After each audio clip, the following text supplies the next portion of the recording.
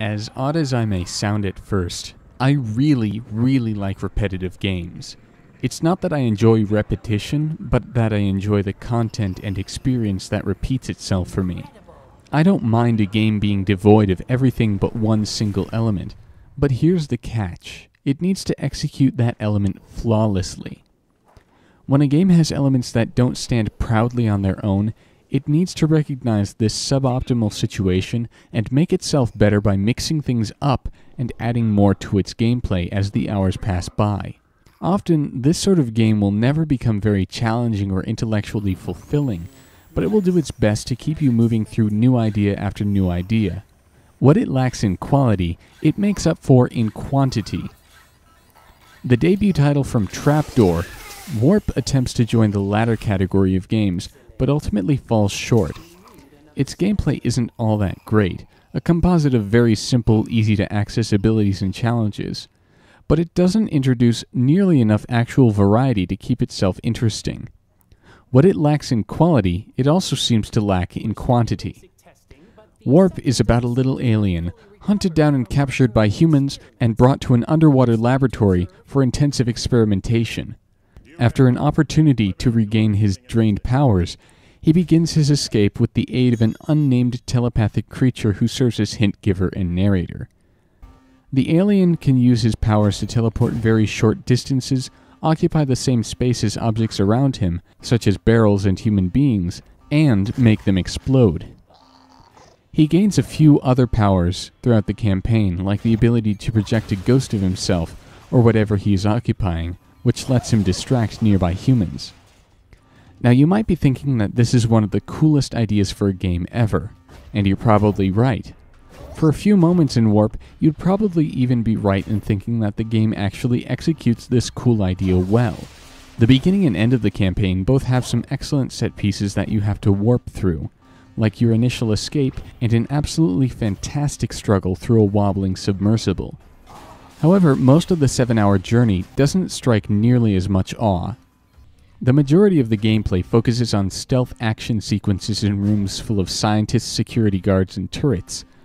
Because every weapon is an assured one-hit kill, you're guaranteed the most satisfactory outcome by planning a route through each room rather than heading in and tearing everything apart like a maniac. But that's not to say that you need to plan all that much. Oh no.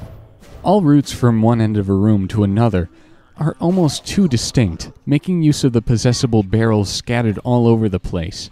Enemies also serve as stepping stones, and probably more than they should, because they're really dumb. Scientists get a free pass, as all they can do is run screaming and trigger alarms, and turrets are, well, just turrets.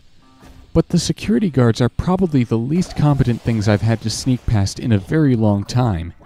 They have terrible short-term memory problems, they don't like to follow you through doors, and they tend to not notice the barrels or squad mates that you're occupying glowing a bright orange and about to explode. All of these problems make for a pretty stale experience that rides more on its interesting plot than its actual gameplay. And this would be an okay start to the game, with more interesting challenges to come along soon enough, but it makes one major mistake. It doesn't bring in anything new. Up until the last quarter of the campaign, just about every encounter with an enemy is a slight variation on the same situation that was presented right near the start. Warp does try to mix a few elements up into something special throughout the campaign, but very little of it actually helps present a greater challenge. For example, after the scientists find out that water inhibits your powers, they start building water shields for the security guards that cover the front quarter of their bodies. The shields make them impervious to any frontal attacks and make you a defenseless target if you try a frontal attack. But since a security guard can kill you in one shot, a frontal attack is pretty much suicide already. So the shield becomes about as redundant as an underbarrel shotgun attachment from Call of Duty for Sam Stone's minigun. Not until much later do bad guys actually start showing up with fully protective shields able to actually provide more of a challenge. Similarly, all of the puzzles presented between enemy encounters are way too easy. Almost all of them involve using your latest powers to open a door that's too thick to simply warp through. While some of the puzzle setups are pretty elaborate and creative, their elements are too easy to figure out. To open closed doors, you need to destroy energy barrels attached to generators. To break things that are out of reach, you need to set off explosive barrels nearby. To pass through conveyor belts full of destructive lasers, you need to hide in a certain type of barrel. And all of these solutions stick out like sore thumbs. The only thing about the puzzles that changes is what powers are necessary to get certain barrels in the right places. And with only 3 not-so-spectacular powers to gain over the course of an entire 7-hour campaign, it becomes obvious pretty quickly when to use which power. Warp also has a kind of useless upgrade system, as with just about every other title released recently, but it actually has the potential to make it work. I already mentioned how the stealth routine can go lethal or non-lethal, and the upgrade system really could have lent itself nicely to players attempting one specific playstyle. Instead, it seems to just offer a bunch of perks, like just barely quicker movement, more rapid warping, and the ability to find secret items on the map.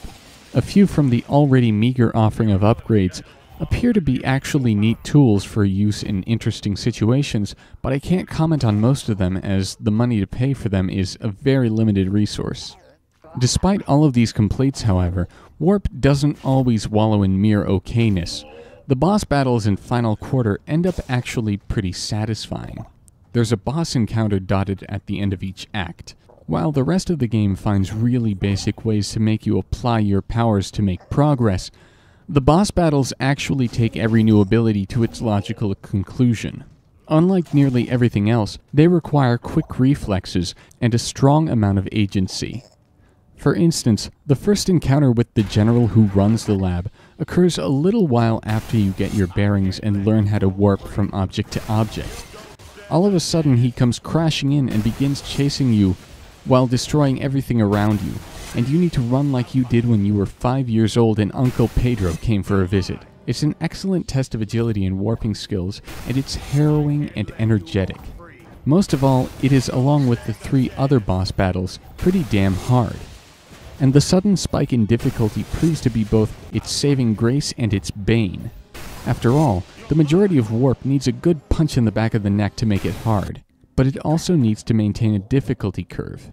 The transition from regular gameplay to the boss battles is jarring, to say the least, and the campaign doesn't really prepare you for the bosses, leading to a bit of trial and error that could have been avoided. Roughly by the final quarter of the campaign, Warp does take a surprising turn for the better. This section comes after you've gained all of your abilities and played around with them quite a bit, and it really puts everything that it's presented previously to use. The environments are more complex, with more hazards and a few tougher enemies, and the puzzles, while still not stellar, finally begin utilizing more than one power at a time.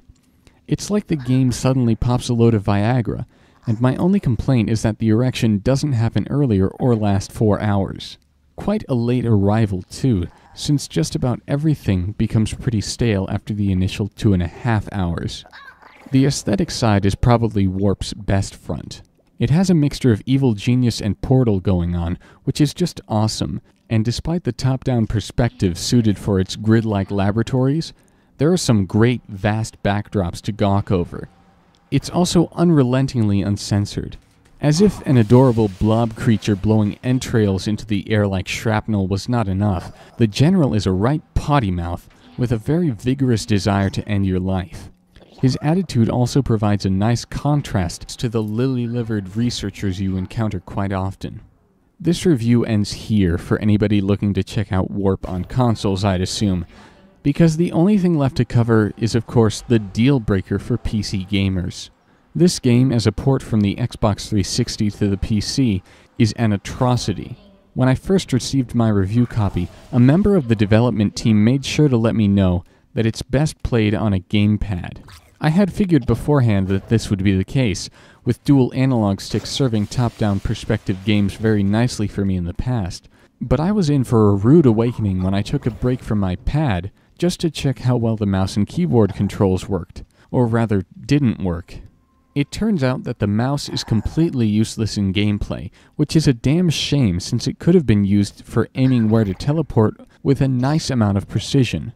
For some reason, the arrow keys are used for movement, while the WASD keys let you look around, which is an odd role reversal, at least for me, that I don't really understand. Even better, the controls are 100% unremappable, meaning that everybody without a pad is stuck with an odd keyboard layout and, as far as I know, zero use of the mouse. As with most independent games, Warp relies more on its visual style than its technology to pop out, but that doesn't stop it from being terribly optimized.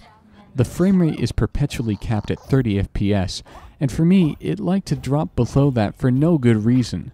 There are also no scaling options whatsoever, with the only graphics settings available involving screen resolution, windowed mode, and vertical sync. Warp itself isn't a bad game, but I would just forgo recommending it at all to anybody without either a console or a really strong PC with a gamepad hooked up to it.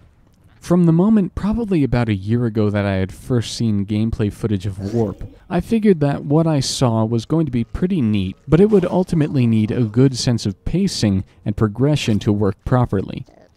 I was hoping that in order to cover up the cheesy AI, the game would end up throwing real obstacles my way sooner or later, like security guards with X-ray glasses that could see me inside barrels, or droids that would ping and disable the powers of little aliens in a certain radius. Of course, my hopes were dashed by a game that didn't really end up gaining a good feeling of progression, and therefore challenge until a little while too late. The majority of Warp is a very middle-of-the-road experience, and the few wonderful challenges it manages to pull off simply aren't enough to save it.